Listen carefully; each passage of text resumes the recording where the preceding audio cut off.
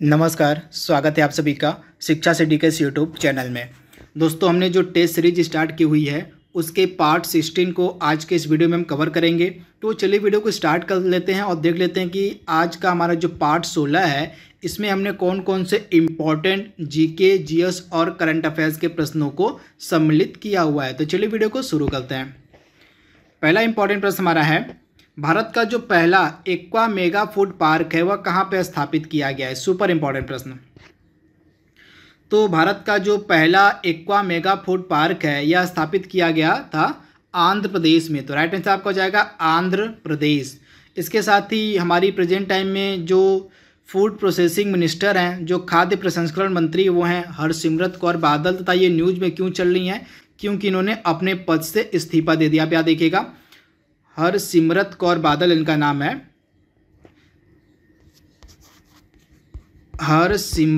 हरसिमरत कौर बादल ये कौन है, तो ये कौन है, तो ये थी खाद्य प्रसंस्करण मंत्री तथा इन्होंने अपने पद से हाल ही में इस्तीफा दे दिया है। तो इसे भी आप ध्यान दीजिएगा। इसके बाद अगला इंपॉर्टेंट प्रश्न हमारा कह रहा है, पैन का पूरा नाम आपको बताना है कि जो पैन कार्ड होता है उसी का पूरा नाम आपको बताना है। तो पैन का पूरा नाम क्या होता है, तो पैन का पूरा नाम आपका हो जाएगा परमानेंट अकाउंट नंबर। क्या होता है पैन का पूरा नाम? पैन का पूरा नाम होता है परमानेंट अकाउंट नंबर। तथा यह जो पैन कार्ड होता है, पैन जो होता है नंबर होता है, वो टोटल कितना होता है, तो 10। कितना होता है? यह 10 अंकी अल्फा न्यूमेरिक संख्या होती है। क्या होती है? तो यह 10 अंकी अल्फा न्यूमेरिक संख्या होती है। तो इसे आप याद रखिएगा। तथा इसका फुल नेम होता है परमानेंट अकाउंट नंबर।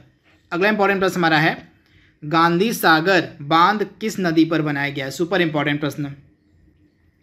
तो जो गांधी सागर बांध है यह बनाया गया है चंबल नदी पर। तो राइट आंसर आपका हो जाएगा चंबल नदी। तथा चंबल नदी के किनारे आपको मिलेगा राजस्थान का कोटा शहर। कौन सा शहर? तो राजस्थान का जो कोटा शहर है वह चंबल नदी के किनारे स्थित है। तो इसे आप याद रखिएगा। तथा ये जो चंबल नदी है यह यमुना नदी की सहायक है। किसकी है? तो यमुना नदी की सहायक नदी है चंबल नदी। तो आप इसे ध्यान दीजिएगा। अगला प्रश्न हमारा कह रहा है, सर्वोच्च न्यायालय के न्यायाधीश की नियुक्ति कौन करता है। सुपर इंपॉर्टेंट प्रश्न। तो सर्वोच्च न्यायालय के न्यायाधीश की जो नियुक्ति है राष्ट्रपति के द्वारा की जाती है। कौन से आर्टिकल के तहत? तो आर्टिकल 124 के तहत जो है सुप्रीम कोर्ट के मुख्य न्यायाधीश की जो नियुक्ति है वह भारत का प्रधानमंत्री करता है, भारत का राष्ट्रपति करता है। तो राइट आंसर आपका हो जाएगा ऑप्शन बी। तथा वर्तमान में हमारे मुख्य न्यायाधीश कौन है? चीफ जस्टिस ऑफ इंडिया कौन है? तो एस.ए. बोबडे जो हैं ये वर्तमान में हमारे क्या हैं, तो हमारे प्रेजेंट टाइम में CJI हैं। क्या है? तो चीफ जस्टिस ऑफ इंडिया हैं। अगला प्रश्न हमारा है, निम्न में से किस संविधान संशोधन का संबंध पंचायती राज व्यवस्था से है। सुपर इंपॉर्टेंट प्रश्न। तो इसमें से कौन सा जो संविधान संशोधन है इसका संबंध पंचायती राज व्यवस्था से है।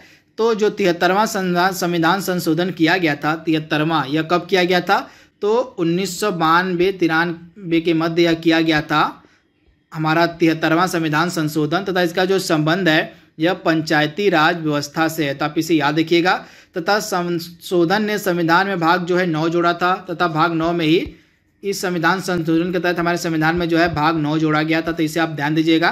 तथा यह जो संविधान संशोधन था 73वां संविधान संशोधन, यह पंचायती राज व्यवस्था से संबंधित है। तो आप इसे ध्यान दीजिए।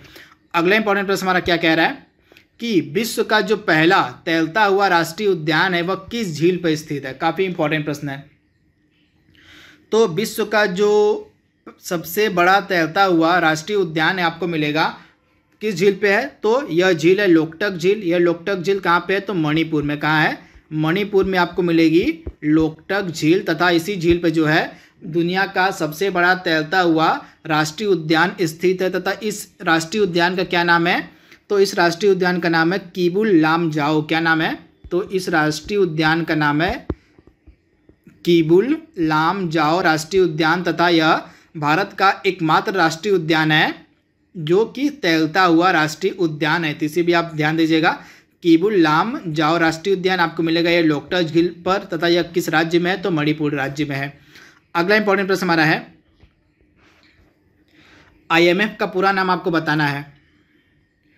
तो IMF का पूरा नाम होता है इंटरनेशनल मॉनेटरी फंड यानी कि अंतर्राष्ट्रीय मुद्रा संगठन, इसका क्या नाम होता है? अंतर्राष्ट्रीय मुद्रा कोष, तो अंतर्राष्ट्रीय मुद्रा कोष IMF का पूरा नाम होता है, तो आप इसे ध्यान दीजिएगा। तथा IMF का हेडक्वार्टर आपको मिलेगा वॉशिंगटन DC में। 8वां प्रश्न हमारा क्या कह रहा है? भारत के किस गवर्नर जनरल के समय जो है दूसरा एंग्लो सिख युद्ध लड़ा गया था? काफ़ी इंपॉर्टेंट प्रश्न है। तो जब दूसरा एंग्लो सिख युद्ध लड़ा गया था तो उस समय भारत का गवर्नर जनरल कौन था? तो इसका राइट आंसर आपका हो जाएगा लॉर्ड डलहौजी, यानी ऑप्शन जो इसका बी बिल्कुल सही है। जब दूसरा एंग्लो सिख युद्ध लड़ा गया था तो उस समय जो है भारत का गवर्नर जनरल था लॉर्ड डलहौजी, तो आप इसे याद रखिएगा। तथा यह जो लॉर्ड डलहौजी था इसके द्वारा डॉक्ट्रिन ऑफ लैप्स, आप याद रखिएगा, मैंने आपको बताया था जो डॉक्ट्रिन ऑफ लैप्स का सिद्धांत है, डॉक्ट्रिन ऑफ लैप्स जिसको हिंदी में आप कहते हैं व्यापकता का सिद्धांत, यह भी लॉर्ड डलहौजी के द्वारा ही शुरू किया गया था। अगला प्रश्न हमारा है जो ओणम त्यौहार है यह किस राज्य में मनाया जाता है? तो जो ओणम त्यौहार है यह आधिकारिक रूप से केरल का त्यौहार है, तो राइट आंसर आपको हो जाएगा केरल। अगला इंपॉर्टेंट प्रश्न हमारा है सरस्वती सम्मान किस क्षेत्र में दिया जाता है? तो जो सरस्वती सम्मान है यह आपको पता होना चाहिए, यह साहित्य के क्षेत्र में दिया जाने वाला सम्मान है। तथा हमारे भारतीय संविधान की जो 8वीं अनुसूची, आप याद रखिएगा, हमारे भारतीय संविधान की जो 8वीं अनुसूची है, हमारी 8वीं अनुसूची में कितनी प्रकार की भाषाओं का जिक्र है? तो टोटल 22 प्रकार की भाषाओं का जिक्र है। तो इन 22 भाषाओं में जो है यह सरस्वती सम्मान दिया जाता है, तो आप इसे ध्यान दीजिएगा। तथा यह जो सरस्वती सम्मान है इसकी जो शुरुआत है वह किसके द्वारा की गई थी? तो के बिरला फाउंडेशन के द्वारा वर्ष 1991 में जो है सरस्वती सम्मान की शुरुआत की गई थी। अगला प्रश्न हमारा है विश्व एड्स दिवस कब मनाया जाता है? तो जो विश्व एड्स दिवस है यह मनाया जाता है 1 दिसंबर के दिन, तो राइट आंसर आपका हो जाएगा 1 दिसंबर के दिन जो है विश्व एड्स दिवस मनाया जाता है। तथा यह पहली बार कब मनाया गया था? तो पहली बार जो विश्व एड्स दिवस था यह 1988 में मनाया गया था। अगला प्रश्न हमारा वर्ल्ड बैंक का हेडक्वार्टर आपको बताना है कहाँ पे है? तो वर्ल्ड बैंक का हेडक्वार्टर आपको मिलेगा वॉशिंगटन DC में। कहाँ? तो वॉशिंगटन DC में आपको वर्ल्ड बैंक का हेडक्वार्टर मिलेगा। वर्ल्ड बैंक की जो स्थापना यह कब की गई थी? जुलाई 1944 में जो है वर्ल्ड बैंक की स्थापना की गई थी। वर्ल्ड बैंक के प्रेसिडेंट यानी कि अध्यक्ष कौन है प्रेजेंट टाइम में? तो डेविड माल्पस। कौन है? तो डेविड माल्पस जो हैं ये प्रेसिडेंट है वर्तमान में वर्ल्ड बैंक के। तथा वर्ल्ड बैंक के CEO कौन है प्रेजेंट टाइम में? तो भारतीय मूल की हैं अंशुला कांत। आप याद देखिएगा भारतीय मूल की ये हैं अंशुला कांत, ये वर्तमान में वर्ल्ड बैंक की CEO हैं। और वर्ल्ड बैंक के हाल ही में जो मुख्य अर्थशास्त्री बनाई गई हैं वो कौन है? तो हाल ही में वर्ल्ड बैंक की मुख्य अर्थशास्त्री बनाई गई हैं कार्मेन रेनहार्ट। इनका नाम मैं लिख देता हूँ, तो इनका नाम है कार्मेन रेनहार्ट। कार्मेन रेनहार्ट जो हैं ये हाल ही में वर्ल्ड बैंक की मुख्य अर्थशास्त्री बनाई गई हैं, तो इनके बारे में आपको पता होना चाहिए। वर्ल्ड बैंक की CEO मैंने आपको बताया अंशुला कांत हैं। वर्ल्ड बैंक के प्रेसिडेंट कौन है? तो डेविड माल्पास हैं, तो इसे भी आप याद रखिएगा। वर्ल्ड बैंक का हेडक्वार्टर है वॉशिंगटन DC में। अगला प्रश्न हमारा है राज्य लोक सेवा आयोग यानी कि यहाँ पे जो स्टेट PCS होते हैं उनके सदस्यों की नियुक्ति कौन करता है? तो राज्य लोक सेवा आयोग के सदस्यों की जो नियुक्ति है वह राज्यपाल के द्वारा की जाती है, तो राइट आंसर आपका हो जाएगा राज्यपाल के द्वारा जो है राज्य के जो स्टेट PCS होते हैं उनके अध्यक्ष और उनके सदस्यों की जो नियुक्ति है वह राज्यपाल के द्वारा की जाती है, तो आप इसे याद रखिएगा। तथा इसके साथ ही सदस्यों और अध्यक्ष की नियुक्ति तो राज्यपाल करता है, परंतु उनको पद से हटाता कौन है? तो उनको पद से हटाने का जो अधिकार है वह राष्ट्रपति के पास है, तो इसे भी आप ध्यान दीजिएगा। पद से हटाने का अधिकार राष्ट्रपति को दिया गया, परंतु राज्य लोक सेवा आयोग के अध्यक्ष और सदस्यों को चुनने का जो अधिकार, इनको नियुक्ति का जो अधिकार है वह राज्यपाल को दिया गया, तो दोनों आपको याद रखना है, कन्फ्यूज नहीं होना है। अगला प्रश्न हमारा है विजय हजारे ट्रॉफी किस खेल से संबंधित है? तो विजय हजारे ट्रॉफी का संबंध किस खेल से है? तो क्रिकेट, यानी ऑप्शन C इसका बिल्कुल सही है। अगला प्रश्न हमारा कह रहा है नमक सत्याग्रह की मतलब जो है कब शुरू किया गया था? नमक सत्याग्रह जो है महात्मा गांधी के द्वारा कब शुरू किया गया था? तो 1930 इसका राइट आंसर हो जाएगा। महात्मा गांधी जी के द्वारा जो है 1930 में नमक सत्याग्रह की शुरुआत की गई थी। अगला प्रश्न हमारा है त्वरण को किस उपकरण की सहायता से मापते हैं? तो जो त्वरण होता है वह किस उपकरण की सहायता से मापा जाता है? तो दिए गए जो तीनों ऑप्शन हैं वो बिल्कुल गलत है, तो आपका राइट आंसर हो जाएगा इनमें से कोई नहीं। तो इसे आप याद रखिएगा। तो अब त्वरण को किस उपकरण से मापते हैं ये आपको जान लेना चाहिए। तो उपकरण का नाम है एक्सेलेरोमीटर। क्या नाम है? तो उपकरण का नाम है एक्सेलेरोमीटर। क्या नाम है? तो एक्सेलेरोमीटर होता है। इसी की सहायता से जो है हम मापते हैं त्वरण को। तो आप इसे ध्यान दीजिएगा। अगला इंपॉर्टेंट प्रश्न हमारा है, आकाश जो हमें नीला रंग का दिखाई पड़ता है वह किस कारण से दिखाई पड़ता है, आपको बताना है। तो स्कैटरिंग ऑफ लाइट यानी कि प्रकाश के प्रकीर्णन के कारण जो है जो आकाश होता है हमें नीला दिखाई पड़ता है। तो आप इसे याद रखिएगा। ऑप्शन जो इसका ए है बिल्कुल सही है, स्कैटरिंग ऑफ लाइट यानी कि प्रकीर्णन के कारण। अगला प्रश्न हमारा है, पृथ्वी का जो पलायन वेग है वह कितना होता है। सुपर इंपॉर्टेंट प्रश्न है। तो पृथ्वी का पलायन वेग कितना होता है? तो पृथ्वी का पलायन वेग होता है 11.2 किलोमीटर प्रति सेकेंड। यानी ऑप्शन इसका ए बिल्कुल सही है। 11.2 किलोमीटर प्रति सेकेंड जो है पृथ्वी का पलायन वेग होता है। अगला प्रश्न हमारा है, मिल्क ऑफ मैग्नीशिया का रासायनिक नाम आपको बताना है। तो मिल्क ऑफ मैग्नीशिया का रासायनिक नाम क्या होता है? तो मैग्नीशियम हाइड्रोक्साइड। यानी ऑप्शन जो आपका यहाँ पे थोड़ा सा डी हो जाएगा। तो इसका पूरा नाम क्या होता है? मैग्नीशियम हाइड्रोक्साइड होता है पूरा नाम। तो जो रासायनिक नाम होता है मिल्क ऑफ मैग्नीशिया का, तो मिल्क ऑफ मैग्नीशिया का रासायनिक नाम होता है मैग्नीशियम हाइड्रोक्साइड। तो आप इसे ध्यान दीजिएगा। मैग्नीशियम हाइड्रोक्साइड रासायनिक नाम होता है मिल्क ऑफ मैग्नीशिया का। अगला प्रश्न हमारा है, पीतल जो है मिश्रित धातु है, मतलब पीतल जो है किनसे मिलकर बनता है? तो पीतल किनसे मिलकर बनता है? तो जिंक और कॉपर से। यानी राइट आंसर आपका हो जाएगा ऑप्शन ए, यानी कि जो पीतल होता है यह जिंक और कॉपर से मिलकर बनता है। अगला प्रश्न हमारा है, पैराफिन मोम से हमें क्या प्राप्त होता है? यानी कि पैराफिन जो मोम होता है इससे हमें क्या मिलता है? तो पैराफिन मोम से हमें प्राप्त होता है पेट्रोलियम। यानी ऑप्शन ए इसका बिल्कुल सही। जो पैराफिन मोम होता है इससे पेट्रोलियम प्राप्त होता है। तो राइट आंसर आपका हो जाएगा ऑप्शन ए पेट्रोलियम। अगला इंपॉर्टेंट प्रश्न हमारा है, निम्न में से कौन सी जो बीमारी है वो वायु जनित बीमारी आपको बताना है। तो दिए गए ऑप्शंस में से कौन सी वायु जनित बीमारी है? तो खसरा जो है यह वायु जनित बीमारी है। तो राइट आंसर आपका हो जाएगा खसरा जो है यह वायु जनित बीमारी है। अगला प्रश्न हमारा है, लाल रक्त कणिकाएं जो लाल रक्त जो कोशिकाएं होती है हमारी यानी आरबीसी जो होती है इसका जो उत्पादन आपको बताना है कहाँ होता है। तो लाल रक्त कोशिकाओं का जो उत्पादन होता है वह बोन मैरो यानी कि अस्थि मज्जा में होता है। तो आप इसे ध्यान दीजिएगा। अस्थि मज्जा को हम इंग्लिश में कहते हैं बोन मैरो। तथा यहीं पे जो है लाल रक्त कणिकाओं का जो है क्या होता है? तो लाल रक्त कणिकाओं का उत्पादन होता है। अगला प्रश्न हमारा, रक्त का शुद्धिकरण कहाँ होता है? तो किडनी यानी कि गुर्दा में जो है रक्त का शुद्धिकरण होता है। अगला प्रश्न हमारा है, गुर्दा की इकाई को क्या कहा जाता है? तो गुर्दा की जो इकाई होती है वह होती है नेफ्रॉन। यानी ऑप्शन ए इसका बिल्कुल सही। गुर्दे की इकाई को हम नेफ्रॉन के नाम से जानते हैं। अगला प्रश्न हमारा है, आर्थिक रूप से कमजोर वर्ग यानी कि जो इकोनॉमिक वीकर सेक्शन होते हैं उनके लिए मतलब हाल ही में कौन से मतलब संविधान संशोधन तो किया गया था, उसके तहत कितने % कोटे की व्यवस्था की गई थी आपको बताना है। तो आर्थिक रूप से कमजोर वर्ग के लिए जो है प्रस्तावित कोटा है वह कितना है? तो 10%। तो इसका राइट आंसर क्या हो जाएगा? 10%। तथा EWS के लिए जो संविधान संशोधन किया गया था वह कौन से क्रम का संविधान संशोधन अधिनियम था? तो यह था 103वां। कौन सा? तो 103वां संविधान संशोधन अधिनियम था। वहीं अगर विधेयक पूछे तो आपका 124वां विधेयक हो जाएगा। इसे आप ध्यान दीजिएगा। 124वां विधेयक था यह। और अगर अधिनियम पूछे तो अधिनियम आपका हो जाएगा 103वां।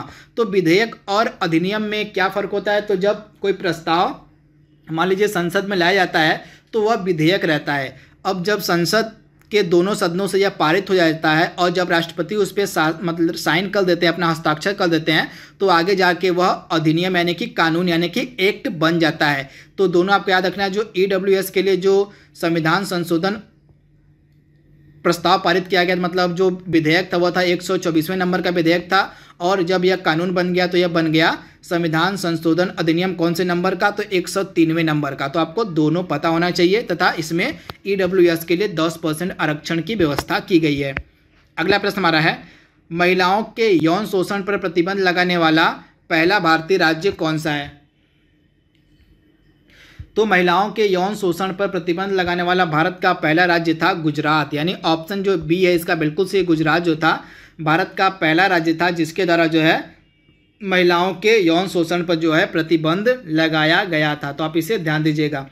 अगला प्रश्न हमारा है, हाल ही में विश्व का पहला तैरता हुआ परमाणु संयंत्र कहाँ खोला गया है? काफ़ी इंपॉर्टेंट ये भी प्रश्न है। सॉरी, इसके आंसर में थोड़ा सा मिस्टेक है। इसका राइट आंसर आपका हो जाएगा जो महिलाओं के यौन शोषण पर प्रतिबंध लगाने वाला जो पहला राज्य था वह था जम्मू और कश्मीर। क्या हो जाएगा इसका आंसर? तो जम्मू कश्मीर हो जाएगा, JNK हो जाएगा। तो सॉरी फॉर द मिस्टेक, इसका राइट आंसर आपका हो जाएगा जम्मू कश्मीर राज्य पहला था जिसने महिलाओं के यौन शोषण पर प्रतिबंध लगाया था। तो आप इसे ध्यान दीजिएगा। इसके बाद अगला प्रश्न हमारा क्या है, हाल ही में विश्व का जो पहला तैरता हुआ परमाणु संयंत्र खोला गया था वह कहाँ पे खोला गया है? तो भारत का जो विश्व का जो पहला तैरता हुआ परमाणु संयंत्र खोला गया था रूस में खोला गया था। तो राइट आंसर आपका हो जाएगा रूस था। इस परमाणु संयंत्र का नाम क्या रखा गया था? तो अकादमिक, इसका नाम थोड़ा सा बड़ा है, अकादमिक लोमोनोसोव। क्या नाम था? लोमोनोसोव। तो यह विश्व का पहला तैरता हुआ परमाणु संयंत्र था जो रूस में खोला गया। आप इसे ध्यान दीजिएगा। अगला प्रश्न हमारा है, ज्ञानपीठ पुरस्कार 2019 से किसे सम्मानित किया गया है? तो ज्ञानपीठ पुरस्कार 2019 से किसे सम्मानित किया गया था? तो अक्कितम अच्युतन नंबूदरी, यानी राइट ऑप्शन हो जाएगा ऑप्शन ए आपका बिल्कुल सही हो है। जो अक्कितम अच्युतन नंबूदरी थे इनको 2019 के ज्ञानपीठ पुरस्कार से सम्मानित किया गया था। वहीं 2018 का जो ज्ञानपीठ पुरस्कार था यह दिया गया था अमिताभ घोष को। तो दोनों आपको याद रखना है, 2019 का दिया गया था नंबूदरी को और 2018 का दिया गया था अमिताभ घोष को। तो आप इसे ध्यान दीजिएगा, दोनों में से कोई एक आपके एग्जाम में पूछा जा सकता है। अगला प्रश्न हमारा है, मिस यूनिवर्स 2019 कौन चुनी गई हैं? तो मिस यूनिवर्स 2019 कौन बनी है? तो जोजी बीनी टुंजू, यानी राइट आंसर आपका हो जाएगा ऑप्शन ए जो जूजू बीनी टुंजू हैं, ये मिस यूनिवर्स 2019 चुनी गई हैं, वो चुनी गई हैं। वहीं 2018 की अगर हम बात करें तो कैटरीना ग्रे जो हैं यह 2018 में चुनी गई थी मिस यूनिवर्स। तो इसे आपको याद रखना है, दोनों 2019 में कौन चुनी गई हैं? तो जोजी बीनी टुंजू। और 2018 में कौन चुनी गई हैं? तो कैटरीना ग्रे। तथा ये जो कैटरीना ग्रे हैं किस देश की हैं? तो फिलीपींस की रहने वाली हैं। तो आप इसे ध्यान दीजिएगा। तो दोस्तों यहाँ पे हमने पार्ट 16 को पूरे विस्तार में कवर कर लिया है। जल्दी मिलेंगे हम इसके अगले भाग में, तब तक। हेलो फ्रेंड्स, जैसा कि मैं आपको रोज़ प्रमोशनल वीडियोस में बता रहा हूँ कि अनअकैडमी के सब्सक्रिप्शन जो हैं वो महंगे होने वाले हैं। तो मैं यही आपसे कहूँगा कि अगर आप सब्सक्रिप्शन लेने के मूड में हैं, अगर आप सब्सक्रिप्शन लेने के लिए प्रिपेयर्ड हैं, जो कि आपके ग्रुप डी के भी एग्जामिनेशंस हैं प्लस SSC के एग्जामिनेशंस हैं आपके, तो ज़रूर आप SSC कैटेगरी में जाके सब्सक्रिप्शन ले सकते हैं, जहाँ कि आप देख रहे हैं कि प्राइसेस जो है जल्दी बढ़ने वाले हैं और प्लस अभी आपको एक्स्ट्रा डिस्काउंट्स भी चल रहा है जिसके बारे में हम बताएंगे। तो जल्दी से सब्सक्रिप्शन ले लीजिए। बेनिफिट्स क्या क्या मिलेंगे कि आपको डाउट क्लियरिंग सेशंस को प्रायोरिटीज दी गई हैं, वो आपको मिल जाएंगे, लाइव सेशंस मिल जाएंगे, लाइव क्लासेस मिल जाएंगे, इंटरेक्टिव क्लासेस जिसमें मेरी भी क्लासेस दिखती हैं। कोड यूज़ करना पड़ेगा आपको wimleys@14, ठीक है। wimleys@14 जैसे ही कोड यूज़ करेंगे तो आपको क्या होगा, यहाँ पे 20% ऑफ अभी मिल जाएगा, प्लस अप टू 10% तक ऑफ जो है वो कॉइन से भी मिल जाएगा। तो अप्रॉक्स 20 to 30% तक ऑफ पा सकते हैं। तो जल्दी ही प्राइसेस बढ़ने वाले हैं। मैं आपसे यही कहूँगा जल्दी से सब्सक्रिप्शन ले ले ताकि ज़्यादा से ज़्यादा क्लासेस का और कम पैसे में आप इसका फ़ायदा उठा सकें। प्लस अभी देखिए मैंने बताया कि 29 जुलाई तक अगर आप सब्सक्रिप्शन लेते हैं तो 20% का आपको ऑफ भी मिल जाएगा, डिस्काउंट भी मिल जाएगा। कोड या क्या यूज़ करना है, कोड वही यूज़ करना है VIMLESH, ठीक है, wimleys@14। इस कोड को यूज़ करके आप सब्सक्रिप्शंस में ऑफ पा सकते हैं। ध्यान रखिएगा, wimleys@14 कोड को यूज़ करके आप सब्सक्रिप्शन में 20% का ऑफ पा सकते हैं और प्राइजेस आपके जो बढ़ने वाले हैं उससे भी आपको रियायत मिल सकती है। तो उम्मीद करता हूं दोस्तों आप जल्दी से सब्सक्रिप्शन ले लेंगे। अगर आप उसके इंटरेस्टेड होंगे तो जरूर सब्सक्रिप्शन ले लेंगे। Thank you so much. चलिए मिलते हैं हम आपको लाइव क्लास में।